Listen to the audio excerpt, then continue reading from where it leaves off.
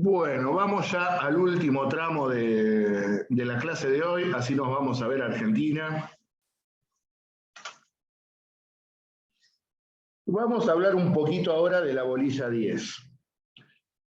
Antes de seguir, les reitero, el tema este que acabamos de ver, control de constitucionalidad, no se los voy a evaluar en el examen, pero sí les voy a dar un trabajo práctico para que hagan, que se los dejo la semana que viene directamente. Pues de la semana que viene tienen el recuperatorio algunos, además está el parcial del titular. Ahora tenemos que seguir con la bolilla 10. El acceso de facto de Mitre ya lo dimos. La revolución triunfante, el caso Martínez también. Ya vimos la ley 48, también la ley de residencia del Poder Ejecutivo Nacional. Ahora tenemos que ver la cuestión de la acefalía presidencial, que reitero, para que ustedes puedan estudiar el tema, tienen un texto mío cargado. Ahora bien, ¿de qué hablamos cuando hablamos de acefalía?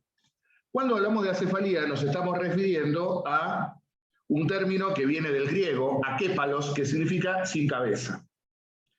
Cuando hablamos de la acefalía presidencial nos estamos refiriendo precisamente a cuando no se encuentra el titular del Poder Ejecutivo, es decir, el presidente. O su reemplazante natural, que es el vicepresidente. La Constitución, ustedes ya lo han visto con el titular, es clara en el sentido de que establecía de que en caso de que no se encuentre el presidente ni el vicepresidente, corresponde al Congreso de la Nación determinar el funcionario que habrá de ocupar el cargo hasta que cese la inhabilidad de aquel que por un momento transitorio no puede ejercerlo, o en caso de que la ausencia sea definitiva, un nuevo presidente sea electo. Por lo tanto, vuelvo a reiterar, cuando no tengo presidente, no hay ningún problema, porque la Constitución establece un reemplazante natural, el vice. El vice, que tiene una naturaleza muy particular en nuestro sistema, porque no es de un poder, tampoco es del otro, está en el Senado pero no vota, solamente dirige la sesión, vota solo en caso de empate. Tampoco forma parte del Ejecutivo, porque el Ejecutivo es unipersonal. Digamos, el vicepresidente es como el arquero suplente, está ahí sentado en el banco hasta que un día se lesiona el arquero y entra. Ya sea para cuidarle la silla unos días o, en caso de que la ausencia sea definitiva, para culminar el mandato. Pero no hay técnicamente acefalía, porque la sucesión está regulada constitucionalmente. No está el presidente, lo reemplaza el vice. La situación de acefalía se da cuando no tengo a ninguno de los dos miembros del término presidencial. No tengo presidente y no tengo vicepresidente. Allí es cuando tengo acefalía.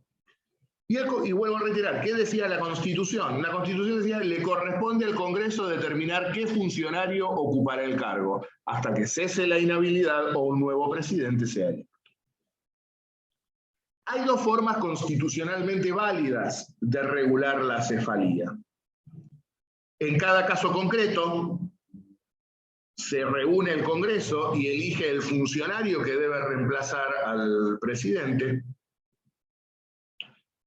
o establecer por ley un orden sucesorio que prevea todos los casos por una cuestión en particular. ¿Cuándo se dio la primera situación de acefalía en nuestro país? Pues ya hemos visto lo que pasó después de Pavón, que se rajó de Erqui, Pedernera declaró en receso, pero era una situación muy particular, porque estábamos en el marco de una guerra civil, con un poder en ascenso como era el de Mitre. Ahora bien, Mitre asume la presidencia en el año 1862, octubre de 1862. Como muchos sabrán, que lo vamos a hablar en la próxima clase, en 1865 estalla la Guerra del Paraguay, la Guerra de la Triple Infamia, y el Tratado de la Triple Alianza le otorgaba a Mitre la comandancia en jefe de las fuerzas aliadas. Por lo tanto, Mitre va a abandonar el país para comandar las tropas aliadas en el frente paraguayo. Es decir, Mitre no está en el país. Una de las causales por las cuales el presidente reemplaza al vice es precisamente este, que el presidente no esté en el país. Ahora, en el mes de enero de 1868, mientras Mitre se encuentra en Paraguay, fallece el vicepresidente de la Nación en ejercicio del Poder Ejecutivo. Fallece Marcos Paz. Se agarró cólera y se murió. Uno que se fue, por suerte, uno que se llevó de todos estos. Pero lo cierto es que acá estábamos ante una situación de acefalía. Mitre está en Paraguay, es decir, no está en el país, y el vicepresidente se murió. Y acá radica el problema de una de las posibilidades. Pues yo les dije, bueno, ante la situación de acefalía se reúne el Congreso y listo, elige el funcionario. Mes de enero, el Congreso estaba en receso. Y tenemos otro problema. El único que puede convocar a sesiones extraordinarias es el Ejecutivo, pero no tengo Ejecutivo. ¿Qué hago? Se produjo un periodo de facto por 15 días porque deciden asumir colegiadamente los ministros. Por 15 días gobernaron los ministros en acuerdo general de gabinete. Otro ejemplo de gobierno de facto, donde dice que los ministros pueden asumir el Ejecutivo. En ningún lado, pero bueno, ¿qué hacemos? Bueno, asumieron los ministros hasta que Mitre volvió de Paraguay. Tuvo que volver de urgencia a Mitre de Paraguay. Los brasileños agradecidos, porque una vez que se sacaron a este inútil de encima, en 2 años ganaron la guerra, que en 4 no había podido avanzar ni 10 metros. Pero valoraciones, aptitudes militares al margen, lo cierto es que Mitre vuelve y reasume la presidencia. Como consecuencia de esta situación, de que la cefalía se produjo cuando el Congreso estaba en receso, en el mes de septiembre de aquel año 1868, el Congreso de la Nación sanciona la ley número 252, más conocida por todos ustedes como ley de acefalía. Esta ley de acefalía estableció un orden sucesorio a efectos de determinar qué funcionario debía reemplazar al presidente. Allí se estableció que en caso de ausencia, renuncia, destitución o muerte del presidente y vicepresidente de la Nación, corresponde asumir al presidente provisional del Senado. Reitero, no tengo presidente de vice, quien asume el presidente provisional del Senado, elegido obviamente por el propio cuerpo. Si no tengo tampoco presidente provisional del Senado, asume el presidente de la Cámara de Diputados. Y si no tengo a ninguno de los presidentes de las cámaras legislativas, asume el presidente de la Corte Suprema de Justicia de la Nación. Y si no está el presidente de la Corte, pégate un tiro, porque ya es porque no hay nadie, ¿no? El último que apague la luz. Este es el orden sucesorio. Presidente provisional del Senado, presidente de la Cámara de Diputados, presidente de la Corte. Ahora, ¿entienden por qué es tan importante la presidencia de la Corte también, no? Este muchacho que se votó a sí mismo hace 15 días, está en la línea sucesoria ahora. Bien. Ahora, ¿cualquiera de estos 3 que asuma debe culminar el mandato? No. Es presidente provisorio al solo efecto de convocar a elecciones de electores presidenciales, es decir, elegir un nuevo presidente, tal como lo preveía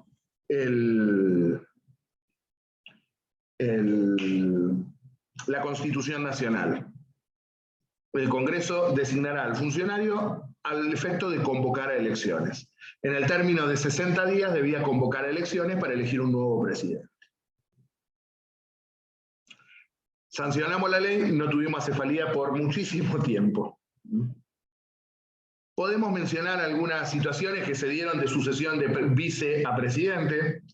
Por ejemplo, en el año 1890, luego de la Revolución del Parque, que luego veremos, renuncia Miguel Juárez Celman y es sustituido por su vicepresidente, Carlos Pellegrini, que tal como marca la Constitución, culminó el mandato en octubre de 1892. 1892 es elegido presidente Luis Sáenz Peña, una presidencia muy difícil, con muchos cambios ministeriales, con mucha inestabilidad política. Renuncia en el año 1895 como consecuencia de una disputa con el Congreso por una ley de amnistía a los revolucionarios del 93.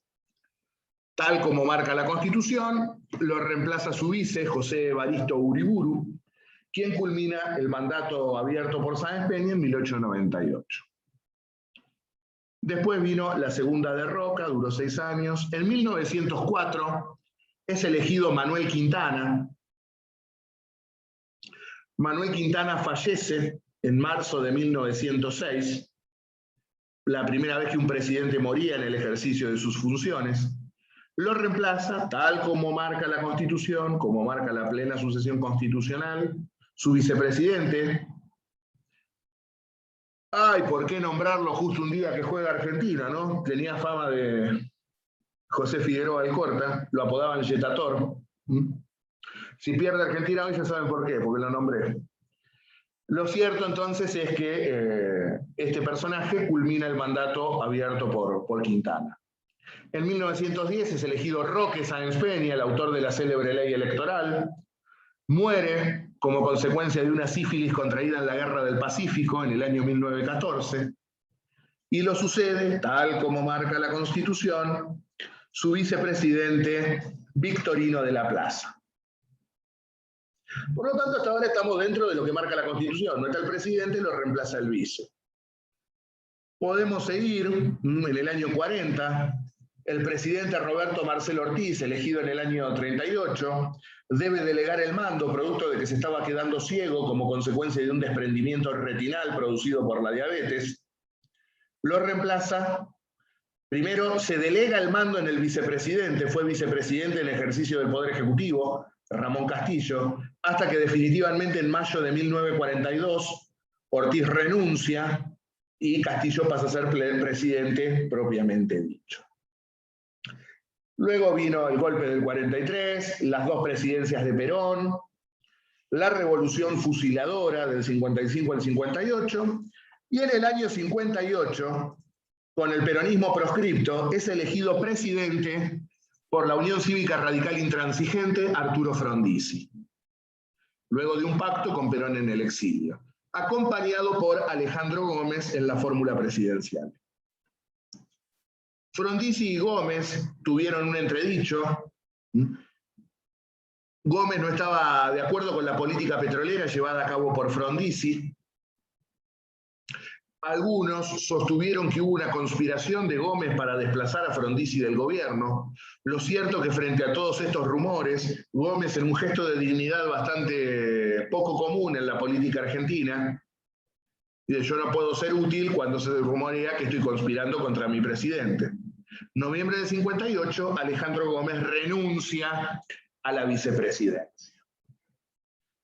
Frondizi siguió gobernando hasta que en el año 62, año en el que debían producirse elecciones legislativas y la renovación de prácticamente todos los gobernadores de provincia, si bien Frondizi no habilitó al peronismo como tal, permitió que algunos partidos peronistas participaran con otras denominaciones, y en la provincia de Buenos Aires triunfa la fórmula integrada por el sindicalista textil Andrés Framini y Héctor Anglada, un metalúrgico, de una fórmula bien sindical, bien peronista.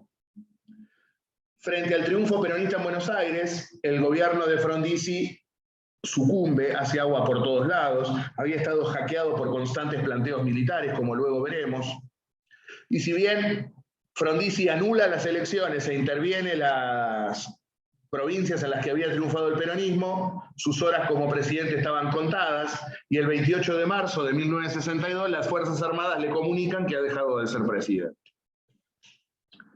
¿Qué es lo que ocurrió en el medio? No se pusieron de acuerdo qué milico poner. Frondizi es destituido por un golpe de Estado, esto es claro, pero no se pusieron de acuerdo qué milico poner. Algunos decían, tiene que ser Toranzo Montero, no, el general Poggi decía, no, quiero yo. Bueno, discutimos, no se pusieron de acuerdo en qué milico poner, y a las 4 de la tarde de esa jornada, el presidente de la Corte Suprema de Justicia de la Nación, Raúl Ollanarte, lo agarró al pobre presidente provisional del Senado, que andaba dando vueltas por ahí, a José María Guido, y le dijo, jure. Por lo tanto, la Corte aplica la ley de acefalía y asume la presidencia el presidente provisional del Senado, José María Guido. La gran pregunta es si el gobierno de Guido fue un gobierno de iure o un gobierno de facto. ¿Ustedes qué opinan? De facto porque no se respetaron la forma de gobierno republicana. No fue electo por el pueblo. ¿Quién? Si bien María Guido no quiso en cierto punto, pero acepta. Y es mandado después a YPF de vuelta. Perdona, Martín García. Pero al margen de eso, ¿es la sucesión que plantea la ley de acefalía? Entonces, ¿todos los presidentes por ley de acefalía serían inconstitucionales? Porque no son No, pero el anterior fue sacado. Ahí está la cuestión. El problema no está en la aplicación de la ley de acefalía. El problema es cuál es la causal de acefalía. Para que haya acefalía tiene que haber renuncia, destitución o muerte. Resulta claro que Frondizi no se murió. Resulta claro que Frondizi no renunció. ¿Fue destituido? Sí. ¿Pero la destitución de Frondizi fue válida? No. La única destitución válida es por juicio político. Frondizi fue destituido por un golpe de Estado militar. Por lo tanto, lo que fue ilegal es la causal que generó la cefalía. El problema no es si Guido fue elegido o no popularmente. Guido asume de conformidad con lo que dice la ley. El problema es por qué se generó la cefalía. La causal que genera la cefalía es ilegal. Frondizi no renunció, no se murió, no fue destituido por juicio político. Fue destituido por un golpe de Estado militar. En consecuencia, si bien Guido asume en una parodia de legalidad por ley de acefalía, las causales que originaron esa cefalía son ilegales. Fue un golpe de Estado. Por lo tanto, el gobierno de Guido es considerado un gobierno de facto. Si a esto le sumamos que Guido rápidamente gobernó bajo la tutela de las Fuerzas Armadas y disolvió el Congreso, no nos queda ya ninguna duda. ¿Queda claro esto? Bien. Ahora luego fue elegido Ilia, luego analizaremos la presidencia de Ilia, el golpe de Estado del 66, y llegamos al efervescente año 73, año movidito si los hubo en la política argentina. La dictadura, al mando de Alejandro Agustín Lanusse, había convocado elecciones generales para el mes de marzo de 1973. En noviembre del 72 se había producido el retorno de Perón al país. Había dejado constituido el célebre Frejuli, el Frente Justicialista de Liberación, por lo cual el peronismo volvió a las urnas y obtiene un rotundo triunfo en las elecciones de marzo de 1973, con la fórmula integrada por Héctor José Cámpora y el conservador popular Vicente Solano Lima. Ambos, Cámpora y Solano Lima, asumen el 25 de mayo de 1973, pero pasaron cosas en el medio. El eslogan era Cámpora al gobierno, Perón al poder, y era claro que Perón quería el gobierno y el poder. A esto se suma que el día que debía retornar definitivamente al país, el general, se produce la célebre masacre de Seiza, como consecuencia del enfrentamiento entre la izquierda y la derecha peronista. Luego esto lo vamos a hablar bien porque es un tema álgido y estos son los temas que me gustan. Quiero llegar rápido a estas cosas. Bueno, cuestiones políticas al margen, lo cierto es que luego de la masacre de Seiza, que fue el 20 de junio, el 13 de julio, Cámpora y Solano Lima renuncian a la presidencia y vicepresidencia de la Nación. En ese contexto, le hubiese correspondido asumir al presidente del Senado, ¿verdad? Era el doctor Alejandro Díaz Vialet, senador peronista por la provincia de Buenos Aires. Sin embargo, Díaz Vialet no estaba en el país. Había sido enviado días antes en misión diplomática a la cumbre del movimiento de países no alineados que debía reunirse en Argelia. Lo mandaron a Argelia al pobre Díaz Vialet. Por lo tanto, no tengo presidente, no tengo vice y no tengo presidente del Senado. Quien asume la presidencia de la Nación es el presidente de la Cámara de Diputados, Raúl Lastiri. Y Raúl Lastiri convoca a elecciones generales para el 23 de septiembre de 1973, elecciones en las cuales finalmente el general Perón triunfa en forma aplastante sobre la fórmula Balbín de la Rúa y llega por tercera vez a la presidencia de la Nación, acompañado en la fórmula por su tercera esposa, María Estela Martínez Cartas, más conocido por todos ustedes por su nombre astral, Isabelita. Por lo tanto, allí tuvieron otro presidente de acefalía, Lastiri, presidente de la Cámara de Diputados, que entre otras cosas era el yerno del todopoderoso ministro de Bienestar Social y secretario privado de Perón, José López Rega, alias el Brujo. Ya vamos a analizar a todos estos personajes. Lo cierto es que entonces se inicia la tercera presidencia de Perón. Como saben ustedes, el 1 de julio del año 74 Perón fallece y lo sucede en la primera magistratura la vicepresidenta y tercera esposa del general, María Estela Martínez. Y el gobierno de Isabelita fue un verdadero descalabro. En ese contexto, frente a un vacío de poder muy grande que se estaba generando, en el año 75 se presenta un proyecto de ley en el Congreso para modificar la vieja ley de acefalía vigente desde los tiempos de Mitre.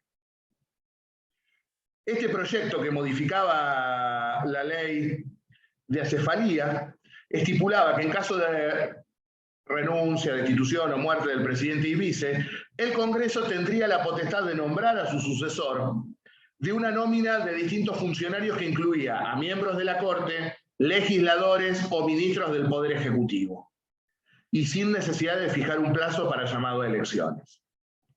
Sin embargo, este proyecto, presentado por Ítalo Argentino Luder, presidente provisional del Senado en ese momento, y quien ocupó por varios fragmentos la presidencia porque Isabelita se pidió licencia médica, no fue votado y sí es tomado en cuenta un proyecto presentado por el senador por la capital, Fernando de la Rúa. Y el proyecto presentado por de la Rúa es el que finalmente termina siendo aprobado como ley 20.972. Esta ley 20.972 es la que actualmente se mantiene vigente y que regula la acefalía presidencial. Paradojas de la historia, esta ley que presentó de la Rúa fue la que se usó para cubrir el vacío dejado por su renuncia, el helicóptero que hacen acá, en diciembre de 2001. ¿Qué es lo que estableció la ley 20.972? En primer lugar, el mismo orden sucesorio. En caso de ausencia, renuncia, destitución o muerte del presidente y del vice, lo reemplaza el presidente provisional del Senado. Si no está el presidente de la Cámara de Diputados, y si no está el presidente de la Corte. ¿Pero para qué? ¿Para quedarse? No. Cualquiera de estos tres que asuma, en el término de 48 horas, debe convocar a una asamblea legislativa. ¿Qué es la asamblea legislativa? Ambas cámaras del Congreso sesionando conjuntamente. Y la asamblea legislativa deberá elegir a un diputado, a un senador o a un gobernador de provincia para culminar el mandato que ha quedado trunco por la acefalía. Si no puede elegirse a cualquiera, tiene que ser un funcionario electo. ¿Quiénes son funcionarios electos? Diputados, senadores y los gobernadores de provincia, que recuerden que por el último artículo de la Constitución, los gobernadores son autoridad nacional a los efectos de cumplir y hacer cumplir en sus territorios la Constitución Nacional. Por eso se habilita que un gobernador pueda llegar por acefalía a la presidencia de la República. Y lo que queda claro es que cualquiera ya sea un diputado, un senador o un gobernador de provincia, termina en el mandato que ha quedado trunco. ¿Queda claro esto? Bien. Se aprobó la ley, finalmente en el año 76 se produce el golpe de Estado, viene Alfonsín, viene Carlos Saúl, tampoco lo vamos a mencionar, ya mencionar a dos mufas antes de un partido de Argentina es mucho. En el año 99, con formación de la Alianza Mediante, triunfa en las elecciones generales la fórmula de la Rúa Álvarez, Fernando de la Rúa y Carlos Chocho Álvarez, y el desastre que hizo la Alianza todavía lo estamos pagando. En octubre del año 2000, un año después del triunfo electoral, el vicepresidente Álvarez renuncia a la vicepresidencia como consecuencia de que se había visto completamente desautorizado por el presidente había estallado el escándalo de la célebre ley Banelco, la ley de flexibilización laboral, en la cual el Poder Ejecutivo había sobornado a muchos senadores justicialistas para que saliera la ley. El vicepresidente se había comprometido a investigar a fondo el asunto, y resulta que de la Rúa, una semana después, nombra secretario general de la presidencia al ministro de Trabajo que había pagado los sobornos y que venía del propio espacio político de Chacho Álvarez. Esto es lo que motiva a Chacho a renunciar en octubre de 2000. Por lo tanto, de la Rúa sigue sin vicepresidente, y luego de el desastre que ocurre en el año 2001, la peor crisis política, económica y social creo que haya sufrido la Argentina en toda su historia. Y miren que hemos pasado. El 20 de diciembre, en el marco del clamor popular del que se vayan todos, corralito financiero y represión feroz y criminal en Plaza de Mayo y en toda la Argentina, el 20 de diciembre, con el país envuelto en violencia y con sangre argentina derramada, de la Rúa renuncia. Por lo tanto, se va de la Rúa, no teníamos vicepresidente, se pone en marcha el mecanismo de la ley de acefalía. Tal como lo estipula la ley, asume el presidente provisional del Senado, Ramón Puerta, quien en el término de 48 horas convoca a la Asamblea Legislativa.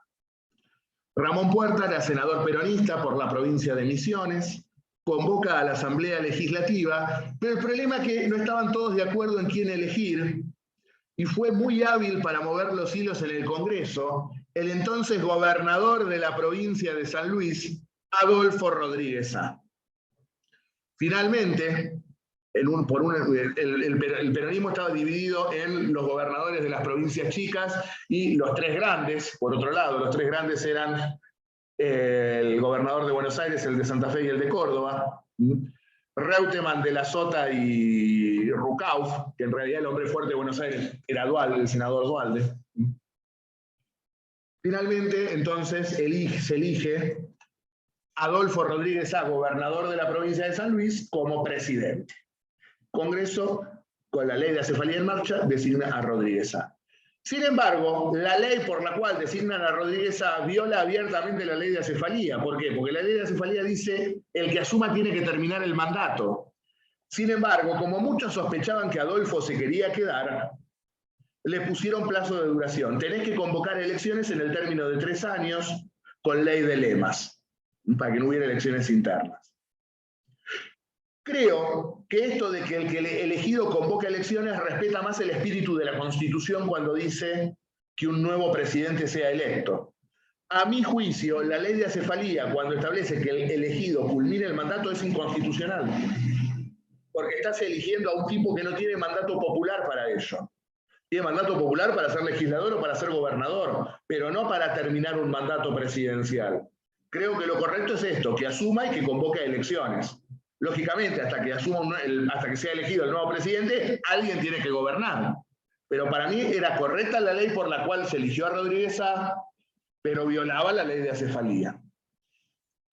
Lo cierto es que el Adolfo tuvo una agitada primera semana de gobierno, y una semana después de asumir, había pactado una reunión con los gobernadores en la residencia de Chapalmalal, ahí entre Mar del Plata y Miramar, para ver si tenía el respaldo o no de los gobernadores. Fueron 5 gobernadores nada más. Y encima pasaron cosas raras en Chapalmalal. Le quitaron la custodia, desapareció la custodia, en momentos en cuales la gente veía a un político y lo quería linchar. Y le cortaron la luz en la residencia, a oscuras y sin guardia. El Adolfo se asustó mucho, por no utilizar otro término, se rajó para la querida ciudad de Miramar, de la cual yo soy oriundo, se tomó el avión que estaba en la pista de Miramar, se fue a San Luis y desde San Luis renunció. Desde Misiones renuncia también Ramón Puerta. Si renuncia el presidente elegido por acefalía y renuncia el presidente provisional del Senado. También Puerta renuncia desde Misiones. Ninguno quiso poner las patitas en la capital por las dudas. Inclusive la jueza federal con competencia electoral, María Romilda Servini de Cubría, decía, no, tienen que venir acá a renunciar. La renuncia es acá, en la sede del Poder Ejecutivo. La verdad no estábamos para discutir esas minucias legales, ¿verdad? El país estaba al borde del abismo. Lo cierto entonces es que quien asume es el presidente de la Cámara de Diputados, el diputado peronista por Buenos Aires, Eduardo Camaño, quien convoca nuevamente en el término de 48 horas a la Asamblea Legislativa. Y la Asamblea Legislativa elige, ahora sí, al padrino. Al que tendría que haber sido elegido, y por esas cosas raras, Rodríguez Sá fue muy parecido al caso de Juan Pablo I como papa, ¿no? Nadie esperaba, de repente apareció siendo papa después de 33 días lo limpiaron y pusieron al mafioso de Juan Pablo II. Bueno, acá parecido, lo limpiaron al Adolfo y pusieron al Sabeca de Banfield, pusieron al padrino.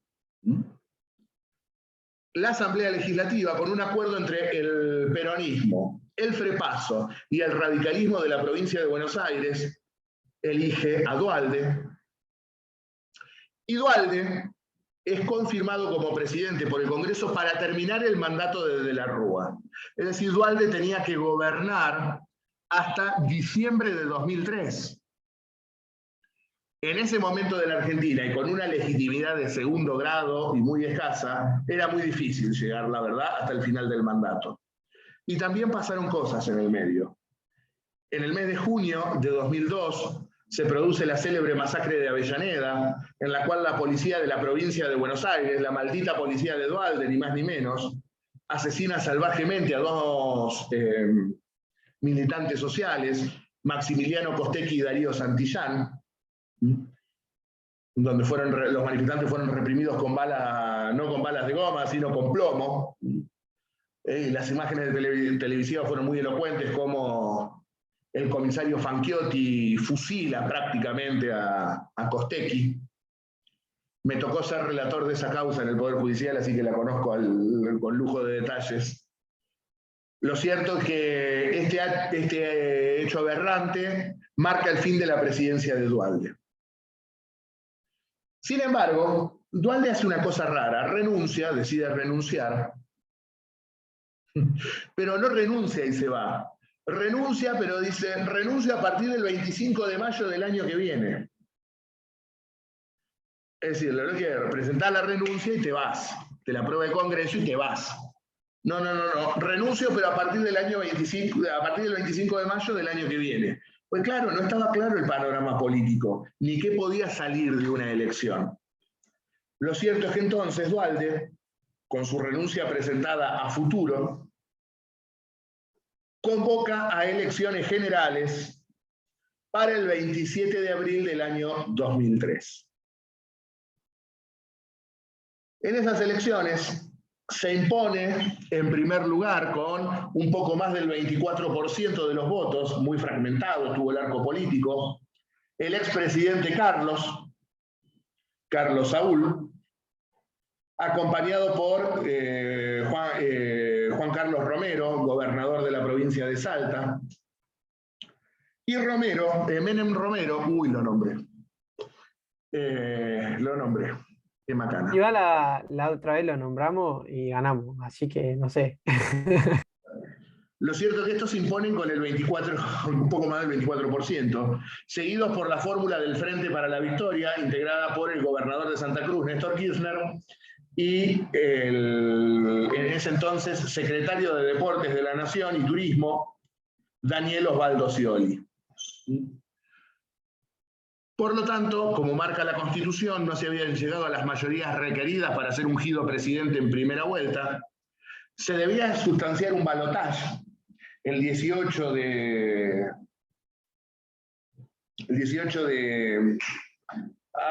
mayo de 2003. Y Carlos, cuando vio que se iba a perder por paliza la elección, dijo, prefiero retirarme invicto. Digamos, la verdad, Carlos Saúl no hizo honor a los colores que dice defender. Hizo mala de un bostero, abandonó, se fue. Decidió no presentarse a las elecciones Y es por eso que finalmente Kirchner y Scioli son ungidos como presidente y vicepresidente de la Nación. Ahora bien, tenemos un problema ahí en el medio. Duhalde hacía efectiva su renuncia el 25 de mayo. ¿Y quién gobierna hasta el 10 de diciembre de 2003? Es precisamente allí donde se vuelve a modificar la ley de acefalía a través de la ley 25.716, por la cual se agrega un párrafo al artículo 4, en la cual que dice que en caso de que al momento de producirse la cefalía haya presidente y vicepresidente electos, estos asuman inmediatamente. Efectivamente, había cefalía, pero también había presidente y vicepresidente electos, Kirchner y Scioli.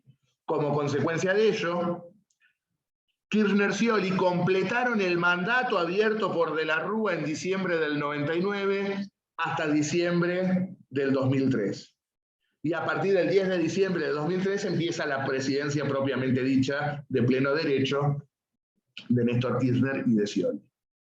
Y se estableció también en la propia ley de acefalía que este periodo en el cual estuvieron de más, por decirlo de alguna manera, no computa a los efectos de la reelección. No es que estuvo 2 mandatos, el que le completó a De la Rúa y el suyo. Se computa solamente a partir del 10 de diciembre de 2003, cuando empieza el suyo. Esta solución era la misma que ya se había utilizado, pero como solución transitoria, en el año 1989, cuando Alfonsín renuncia a la presidencia, haciendo lo propio su vicepresidente Víctor Martínez, en el mes de junio de 1989, pero faltaba muchísimo para llegar a diciembre, que era cuando debía producirse el recambio. Como ya Carlos Saúl había sido elegido en las elecciones generales de mayo, se lo hizo asumir luego de un acuerdo entre el peronismo y el radicalismo, en el cual el radicalismo se comprometió a votar las leyes que sometiera el nuevo presidente, hasta tanto en diciembre se produciera la renovación de las bancas legislativas. Pero, digamos, en el 89 no se hizo siguiendo ninguna norma legal. Fue un acuerdo político, había un presidente deslegitimado que se estaba yendo y un presidente electo. Creo que fue acertada la decisión. Y esto directamente luego lo pusieron en la ley de cefalía y es lo que le permite a Néstor terminar el mandato abierto por De la Rúa en el año 99. Con esto cerramos el tema de la cefalía presidencial. Vuelvo a reiterar, esto para estudiar tienen mi